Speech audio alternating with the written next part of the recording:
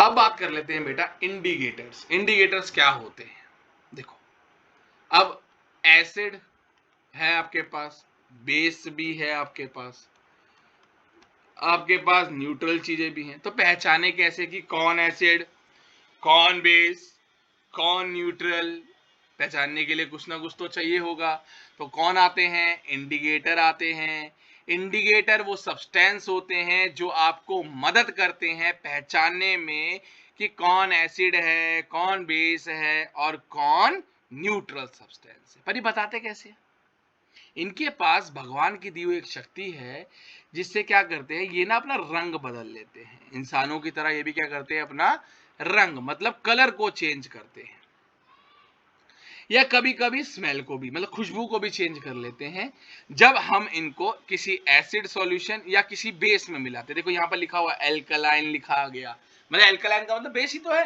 किसी एसिड में मिलाते हैं या किसी बेस में मिलाते हैं तो होता क्या है बेटा, होता ये है कि वो अपना रंग बदल के आपको बता देता है कि ये एसिड है या ये बेस है या ये एक न्यूट्रल सब्सटेंस है। अब ये तीन तरह के आपको पढ़ने हैं, तीन तरह के इंडिकेटर्स मैं आपको पढ़ाऊंगा, जिसमें पहले है नेचुरल इंडिकेटर्स, दूसरे हैं सिंथेटिक, तीसरे हैं यूनिवर्सल।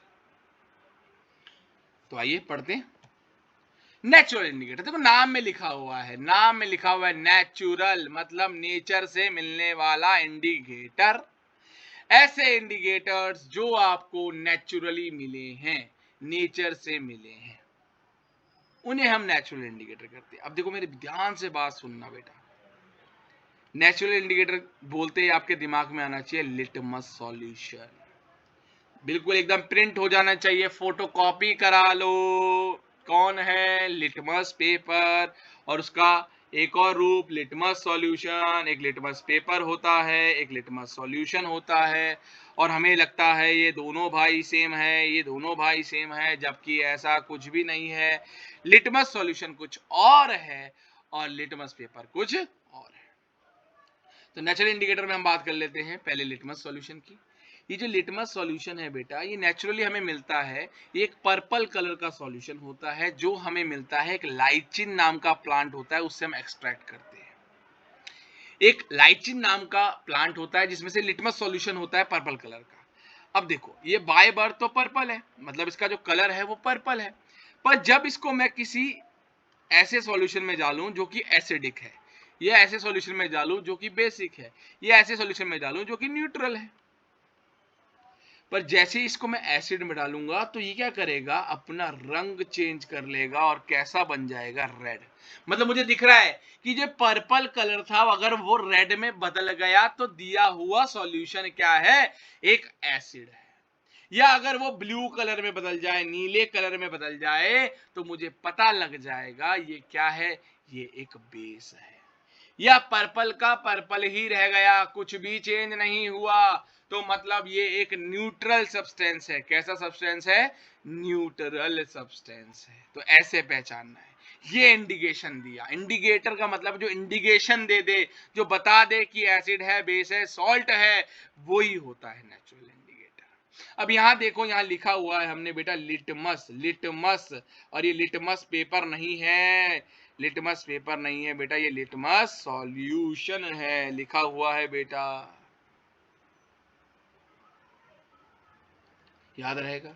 ऐसी रेड कैबिज जूस, ये भी कहां से मिला, लीव से बना। अब इसको एसिडिक मीडियम में रखा गया तो इसने कलर क्या कर दिया, रेड कर दिया। क्या कर दिया? रेड कर दिया। पर जब इसको बेस में रखा गया तो इसने क्या कर दिया, ग्रीन कर दिया। कैसा कर दिया? ग्रीन कर दिया। ऐसी टर्मरिक, हल्दी, अगर इसको एसिड में रखोगे तो ये येलो कलर दिखाएगा, अगर ये बेस के कांटेक्ट में आएगा तो ये रेडिश ब्राउन हो जाएगा। ये आपने देखा है आपके घर में, जब हल्दी का कलर लगता है उसके ऊपर साबुन लगाया जाता है तो रेडिश कलर हो जाता है। ये घर पे भी कर सकते हो। ऐसी फ्लावर ऑफ हाइड्रेंजा प्लांट क्या करता है, ब्लू कलर दिखाता है, ब्लू पिंक, बेस में पिंक और एसिड में ब्लू।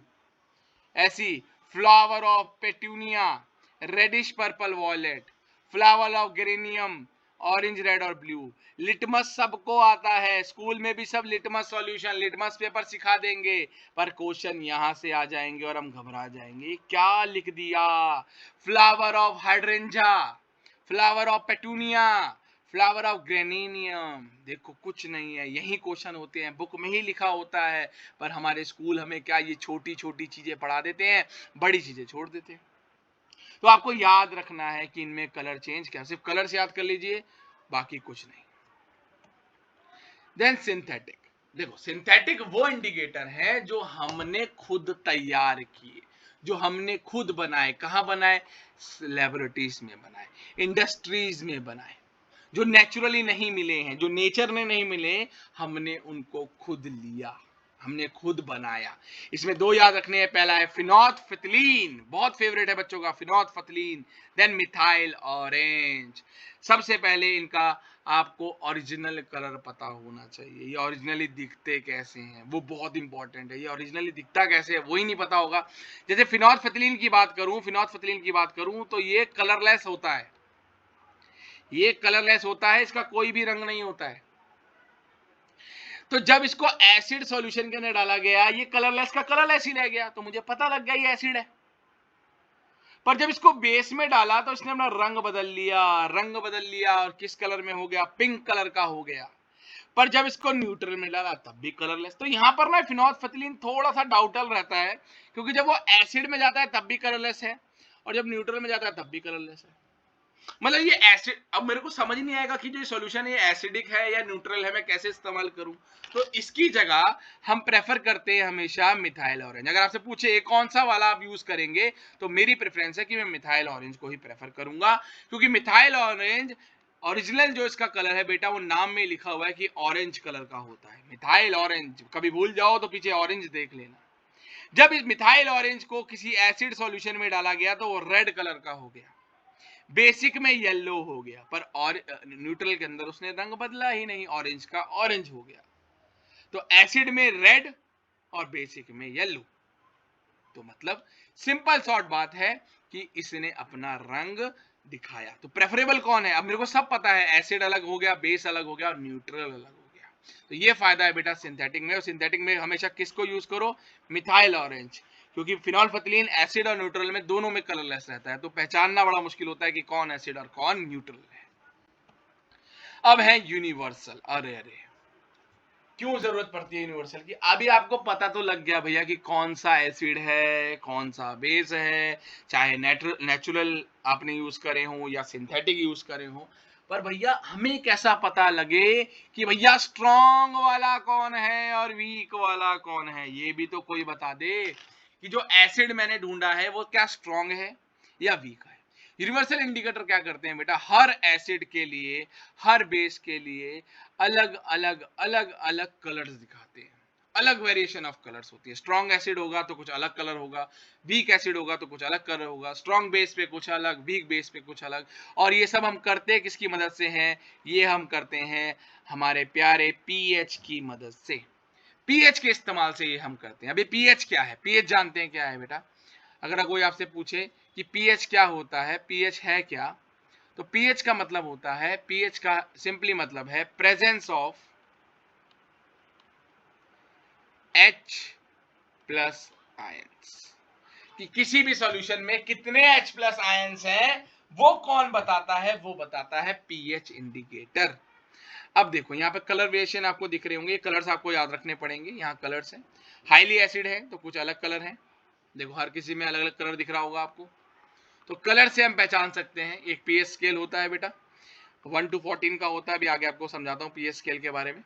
1 to 14 का एक स्केल है, 1 से लेकर 14 तक का स्केल है, और हर कलर का बता रखा है। यहाँ देखो, अभी मैं हिंट देता हूँ कि ये वाला जो कलर है ना, ये वाला, ये स्ट्रॉन्गेस्ट एसिड है, और ये वाली जो साइड है ये स्ट्रॉन्गेस्ट बेस है। अब बीच में जो हो रहा है वो कम होता चल रहा है। देन बात कर लेते हैं ऑल फैक्ट्री इंडिकेटर्स। अभी सिर्फ कलर बदला, अभी सिर्फ क्या बदला गया था? कलर। पर ऑल फैक्ट्री इंडिकेटर्स क्या होते हैं बेटा? ये स्मेल चेंज करते हैं। एसिड या बेस के कांटेक्ट में आने के बाद ये अपना स्मेल, अपनी जो फ्रेग्रेंस है उसको हटा देते हैं। या चेंज कर लेते हैं, ऑर्डर चेंज कर लेते हैं, स्मेल बोलो या ऑर्डर चेंज कर लेते हैं एसिड या बेसिक मीडियम के अंदर। इसमें एग्जांपल है वेनिला है, क्लोव है, अनियन है, ये सारे क्या है ऑल फैक्ट्री इंडिकेटर्स हैं। तो मतलब बेसिकली अपना स्मेल चेंज कर लेते हैं। अब जैसे कि अनियन इंडिकेटर के बारे में पढ़ते हैं। अब अगर मेरे पास यहाँ पर एसिड है और यहाँ पर मेरे पास बेस है, तो हम देखते हैं होगा क्या, कि अगर मैं ऑल फैक्ट्री इंडिकेटर डालूंगा तो होगा क्या। जैसे मैंने इसके अंदर मान लो अनियन को डाला, तो मैं एसिड में डालने के बाद अनियन की स्मेल को सूंघ सकता हूं। अभी जब तक डाला नहीं था तब भी उसमें खुशबू थी, जब मैंने उसको एसिड में डाला तो तब भी उसमें खुशबू थी। तो मतलब अगर खुशबू रहती है, स्मेल रहती है, ऑर्डर चला नहीं जाता, तो वो सॉल्यूशन कैसा है, एसिडिक है। पर अगर स्मेल आपकी रिमूव हो गई, मतलब पहले आ रही थी, जैसी सॉल्यूशन के अंदर आपने डाला और स्मेल चले जाए, स्मेल आपको दिख नहीं रही, स्मेल आप सूंघ नहीं पा रहे, सॉरी दिख नहीं रही, आपको स्मेल को सूंघ नहीं पा रहे, तो वो कौन है, वो एक बेस है। अगर स्मेल है तो वो एसिड है, और स्मेल चली जाए तो वो क्या है, बेस है, सिंपल। अब किसी भी एसिड और बेस की स्ट्रेंथ कैसे नापे, स्ट्रेंथ का मतलब है ताकत, कौन कितना खतरनाक, किसकी मदद से नापोगे बेटा, सिंपल है, जो ज्यादा H+ आयन निकालता होगा वो ज्यादा स्ट्रांग होगा, वो ज्यादा स्ट्रांग एसिड होगा। जो ज्यादा OH नेगेटिव आयंस निकालता होगा वो स्ट्रांग बेस होगा। वही लिखा है, ज्यादा H+ आयन निकालना स्ट्रांग एसिड बन जाना, ज्यादा OH आयन निकालना स्ट्रांग बेस बन जाना। तो मैं बोल सकता हूं कि स्ट्रेंथ किसी भी एसिड की जो स्ट्रेंथ है वो उसके पीएच की, जो उसका पीएच वैल्यू है, जो उसका पीएच स्केल है, उसके इनवर्सली प्रोपोर्शनल है। जितना ज्यादा उसका पीएच होगा, जितना ज्यादा उसका पीएच होगा, उतनी ही कम वैल्यू हो जाएगी उसकी स्ट्रेंथ की। जितनी ज्यादा पीएच वैल्यू होगी उतनी कम उसकी स्ट्रेंथ होगी। पर बेस के केस में ऐसा नहीं होता है। अगर किसी भी बेस की अगर मेरे को स्ट्रेंथ देखनी है तो वो उसके पीएच के डायरेक्टली प्रोपोर्शनल होती है, simple logic, simple logic. Acid की जो पीएच वैल्यू है वो इनवर्स है, जितना ज्यादा पीएच उतना कम हमारी स्ट्रेंथ। पर बेस में ऐसा नहीं है, जितना जितना जितना ज्यादा आपका पीएच उतनी ही ज्यादा आपकी स्ट्रेंथ। ठीक है सर, समझ आया, सिंपल। अगर आपकी पीएच की वैल्यू ज्यादा है तो आपकी स्ट्रेंथ क्या हो जाएगी, कम हो जाएगी। अगर आपकी पीएच की वैल्यू कम है तो आपकी स्ट्रेंथ क्या हो जाएगी, ज्यादा हो जाएगी। यहां पर उल्टा है, बेस में स्ट्रेंथ जितनी ज्यादा है पीएच भी उतना ज्यादा है।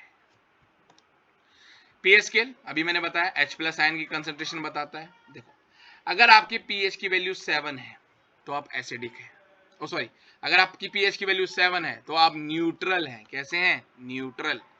अगर आपकी पीएच की वैल्यू 7 से कम है तो आप एसिडिक हैं, आप एसिड हैं। अगर आपकी पीएच की वैल्यू 7 से बहुत बहुत ज्यादा है, मतलब 7 से मोर है, 7 से ज्यादा है आपकी पीएच की वैल्यू, तो आप क्या हो गए, आप क्या हो गए, आप बेस बन गए। सिंपल लॉजिक, बिल्कुल एकदम सिंपल है, ये तो बहुत आसान है। अगर मेरा पीएच 7 है तो मैं न्यूट्रल हूं। अगर मेरा पीएच मोर देन 7 है, 7 से ज्यादा है, मोर देन 7, 7 से ज्यादा, तो मैं बेस हूं। अगर मेरा पीएच लेस देन 7 है, लेस देन 7 है, तो मैं एसिड हूं। मोर होगा तो मैं बेस हूं, लेस होगा तो मैं एसिड हूं। और अगर 7 ही होगा, 7 ही होगा, तो मैं न्यूट्रल हूं। जो प्योर वाटर होते हैं बेटा ये न्यूट्रल होते हैं, क्योंकि इनमें फ्री आयंस होते ही नहीं है। पर अगर यही क्वेश्चन मैं पूछूं, जो मिनरल वाटर होते हैं, जो मिनरल वाटर होते हैं ये न्यूट्रल नहीं होते हैं, क्योंकि इनके अंदर आयंस होते हैं। अब हमारी रोज की जिंदगी के अंदर पीएच का बहुत इंपॉर्टेंस है, ये नेक्स्ट लेक्चर में आपसे साथ क्लियर करते हैं।